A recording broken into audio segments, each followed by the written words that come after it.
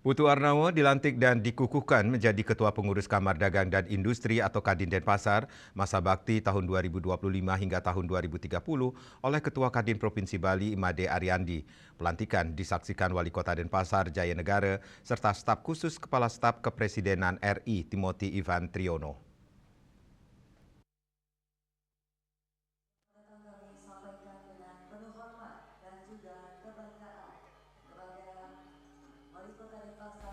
Dalam sambutannya, Wali Kota Denpasar Jaya Negara mengharapkan kolaborasi Kadin dengan pemerintah Kota Denpasar. Dikatakan capaian pertumbuhan ekonomi Denpasar pada tahun 2024 mencapai 5,55%.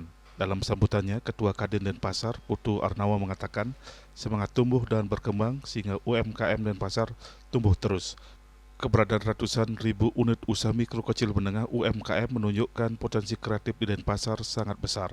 Harus diikuti data statistik dengan semangat harus dibangkitkan dan melakukan inovasi agar mampu bersaing di era global. Made Ariandi, Ketua Umum Kadin Bali, mengungkapkan ketangguhan ekonomi ditandai dengan majunya UMKM agar pondasi ekonomi Indonesia kuat. Susunan pengurus yang dikukuhkan diantaranya Ketua Kadin Denpasar Putu Arnawo, Koordinator Wakil Ketua Putu Miaste, dan Ketua OKK Kadin Denpasar Setia Wibawa. Sementara Gusti Ngurah Anom dikukuhkan menjadi Ketua Dewan Penasihat, Dewa Gede Adi Putra sebagai Wakil Ketua Dewan Penasihat. Staf khusus Kepala Staf Kepresidenan Timothy Ivan Triono mengatakan, kenapa Bali strategis dalam perekonomian Indonesia? Karena Bali penyumbang devisa di Indonesia, terutama bidang pariwisata, sehingga program Presiden di Bali berjalan lancar, termasuk MBG dan Kampung Nelayan.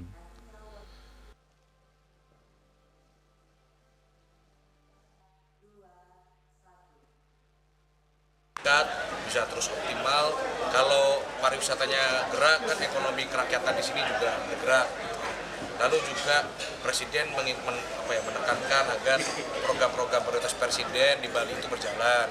Sebagai contoh MBG, makan bergizi gratis. Tadi ada masukan dari Ketum Kadin Bali berkaitan dengan SPPG yang ada di Bali ini supaya dipercepat pendiriannya, dipermudah juga perizinannya, gitu ya.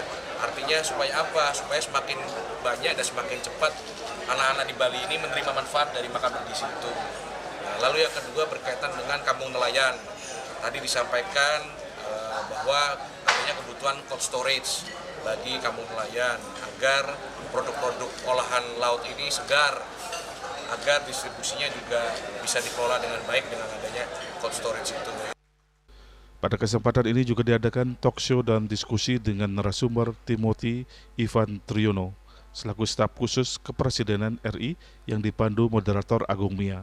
Pada kesempatan ini juga diserahkan sejumlah penghargaan, diantaranya Anugerah Stabilisator Budaya dan Ekonomi Daerah kepada Wali Kota Denpasar Gusti Ngurah Jaya Negara, Anugerah Pertumbuhan dan Daya Saing Usaha kepada Dewa Gede Adi Putra, dan Anugerah Tokoh Pemberdayaan UMKM Lokal kepada Gusti Ngurah Anom Aji Krista. Agus Sudatmiko, Bali TV.